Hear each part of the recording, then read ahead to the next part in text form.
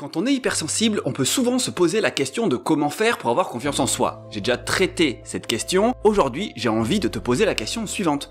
Comment sais-tu comment tu peux faire confiance aux autres ? C'est ça qu'on va regarder. Parce que oui, dans les liens, parfois il se peut qu'on se sente trahi, rejeté, même déçu par des personnes en qui on croyait profondément. C'est comme toutes ces belles promesses qui ont été faites à un moment donné et qui n'ont jamais été tenues. Et c'est la même chose pour ces appels à l'aide, qui ont reçu un simple non. Ou un silence radio, ouais, encore pire. Aujourd'hui, je vais te parler de comment savoir si tu peux faire confiance. Et je vais te donner 2 clés pour ça. Tu es prêt ? Prépare-toi, parce qu'on y va maintenant.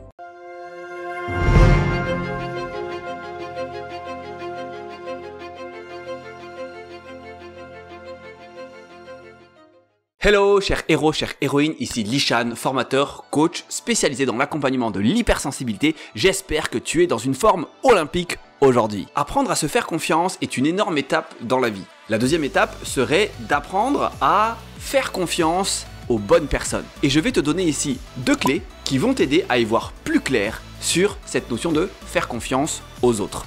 Donc reste bien jusqu'à la fin de la vidéo pour tout comprendre. La première clé pour savoir si tu peux faire confiance à quelqu'un, c'est l'énergie. Alors, je vais pas partir dans une dimension ésotérique, pas du tout. En fait, quand tu es face à quelqu'un, tu peux ressentir des tas d'émotions. De la joie, du bien-être, de la paix, de l'inquiétude, de la tristesse, de la colère, de la frustration et autres. Et tous ces indicateurs sont hyper intéressants, mais ça reste des émotions. On a déjà vu ça. Un autre indicateur, c'est ton niveau d'énergie. Et là, je parle de l'énergie physiologique. Comment te sens-tu énergétiquement quand tu es avec une personne en particulier? Je sais pas si ça te l'a déjà fait, mais il y a des fois quand tu vas voir certaines personnes, il faut que tu te prépares psychologiquement, tu sais, comme si tu étais là, il fallait que tu te conditionnes pour pouvoir faire face au rendez-vous. Alors qu'en fait, peut-être c'est juste un ami, c'est juste un parent, t'aurais pas besoin d'avoir à faire ça. Enfin, c'est bizarre. Et c'est là où on peut se dire que là, c'est pas un bon plan en fait d'aller rencontrer cette personne. Et quand on va plus loin, on peut même se dire qu'il y a le niveau d'énergie avant, est-ce que tu te prépares ou pas, ou est-ce que tu es enthousiaste, le niveau d'énergie pendant, comment ton énergie fluctue pendant que tu es en train de discuter avec la personne, et puis finalement, ton énergie à la fin. Comment t'es, est-ce que t'es nourri, est-ce que t'es vidé, tout ça peut être exploré. Et c'est ce qu'on va faire ici. Et ici, je vais te demander de faire confiance vraiment en tes ressentis. Parce que si tu veux savoir si tu peux faire confiance aux autres, eh bien ça va être important de te faire confiance à toi sur ce que tu ressens. Donc cette première clé, c'est te demander comment est ton niveau d'énergie avant, pendant et après. Donc, avant de rencontrer une personne, imagine, tu dois voir un collègue de travail. Appelons-le Franck. Tu sais que Franck est assez caractériel et qu'il parle beaucoup. Il te raconte beaucoup d'histoires sur beaucoup de membres de la société. On dirait qu'il sait tout. Et il te pose beaucoup de questions et même assez insistant pour aller chercher des réponses. Et si avant d'y aller tu ressens une certaine tension, eh bien je pense que ça va être hyper important que tu te protèges de prime abord. N'accorde pas tout de suite une entière confiance à cette personne. Écoute tes indicateurs internes. Reste sur la réserve. Et protège-toi. Ne dévoile pas tout ce qui se passe dans ta vie. Surtout pas. Regarde d'abord les réactions de cette personne sur le long terme. Qu'est-ce qui se passe au niveau relationnel autour de cette personne ? Soit en mode Batman. Reste sur la retenue. Et si dans le cas contraire, avant d'aller voir un autre collègue, tu ressens une grande énergie juste à l'idée de rencontrer cette personne, eh bien là, vas-y. Tu peux faire un petit peu plus confiance, mais tranquillement. Ok ? Parce qu'il se peut que cette relation puisse être pleinement épanouissante pour toi. Parce que ta tête, ton cœur, ton corps te disent « Ok, tout est ouvert, donc tu peux y aller tranquillement. » Ensuite, il y a le pendant. Quand tu es avec la personne, le rendez-vous a commencé, l'entretien a commencé. Écoute, ressens à l'intérieur comment va fluctuer ton énergie. Est-ce que ça monte, est-ce que ça descend ?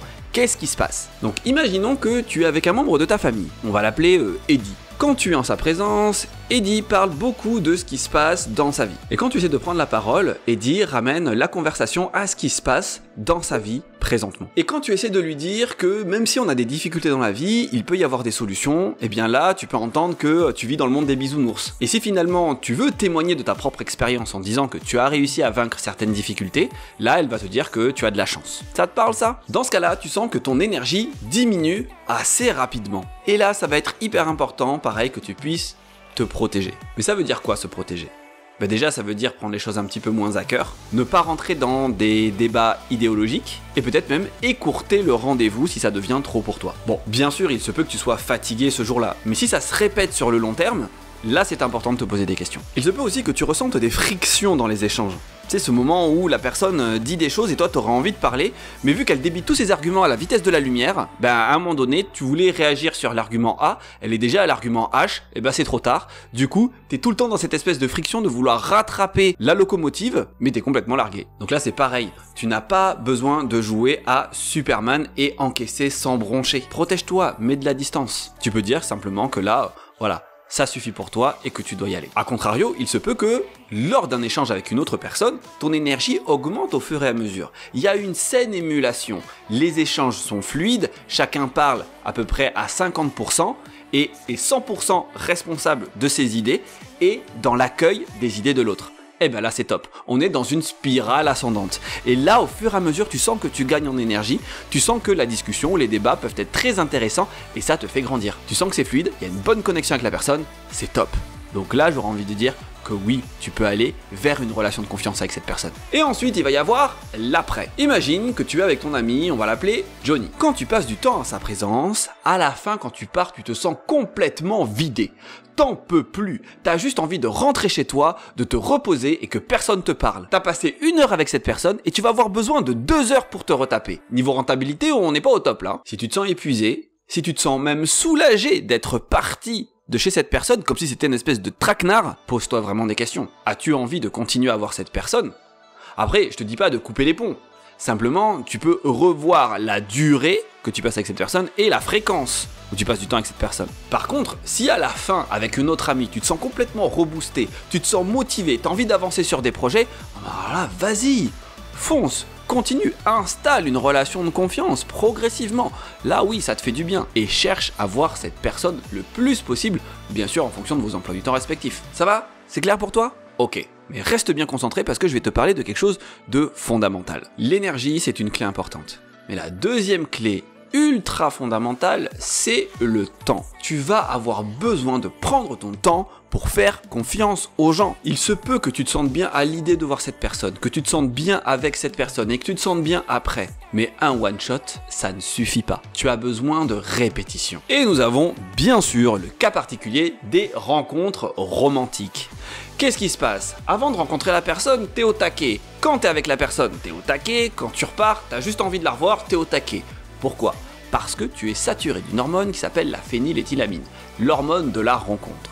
Et elle te donne une énergie de dingue quand tu penses à cette personne. Simplement, avec le temps, ton taux de phényléthylamine va diminuer et là va s'installer une relation un petit peu plus durable. Et c'est là que tu vas pouvoir te rendre compte de si cette relation est bénéfique pour toi ou si elle est asymétrique, voire même toxique. Et pour ça, ça va être important que tu laisses faire le temps et que tu fasses preuve de discernement. Reste à l'écoute de ce que tu vis au fur et à mesure et pose-toi les bonnes questions. Parce que parfois, par amour, on fait plein de concessions et au bout d'un moment, on se dit mais là j'en fais quand même beaucoup trop. C'est comme quand tu es dans une relation et puis tu fais une thérapie en parallèle. D'accord? Parce que t'en as besoin pour toi. Et puis au bout d'un moment, tu te rends compte qu'à chaque fois dans la séance de thérapie, tu passes ton temps à rattraper ce qui cloche dans la relation. Si t'es le seul à faire le travail et que l'autre ne fait pas le travail, c'est pas juste. Et puis, travailler là-dessus alors que c'est le début de la relation, franchement, c'est pas bon signe du tout. Donc le temps va être un fabuleux indicateur. Prends le temps. Observe ce qui se passe. Bon, c'est vrai, en disant ça, je peux te donner l'impression qu'on peut faire confiance à personne. En fait, la confiance, ce n'est pas un fait. C'est plutôt procédural, contractuel. C'est un état d'esprit qu'on peut avoir avec la personne. Et ça peut fluctuer avec le temps. C'est-à-dire qu'il est hyper important de rester conscient de la puissance, de la fluidité et de l'intensité de la relation. Ne prends rien pour acquis. Reste à l'écoute. Surtout avec ton hypersensibilité qui va te permettre d'aller chercher tous ces signaux. Et ne laisse pas le poids des habitudes interférer avec ce que tu ressens sur le moment. C'est souvent le piège. Reste à l'écoute, reste en présence, reste en conscience. Et là, ton hypersensibilité va t'aider. Tes émotions vont t'aider. Ce que tu vas remarquer au quotidien va t'aider. Sois à l'écoute de ça. Fais preuve de discernement. Et oui, et c'est là où finalement on pourrait se dire oui, ça serait tellement pratique de pouvoir être là, oui, mais j'ai confiance en toi, c'est génial, allons-y. Alors bien sûr, c'est important d'avoir un certain lâcher-prise. L'idée, c'est pas d'être dans le contrôle total, bien évidemment. Peut-être que ça peut être aussi intéressant de regarder en face le fait que mes besoins, tes besoins aient changé, tes envies ont changé, les objectifs ont changé, et qu'à partir de là, on doit pouvoir se poser et être sûr qu'on avance dans la même direction. Et si ce n'est pas le cas, prendre un peu de distance pour se recentrer, voire même se quitter, ça peut être ok, parce que c'est pas si grave en fait. C'est les changements, c'est la vie, et la vie est faite de changements.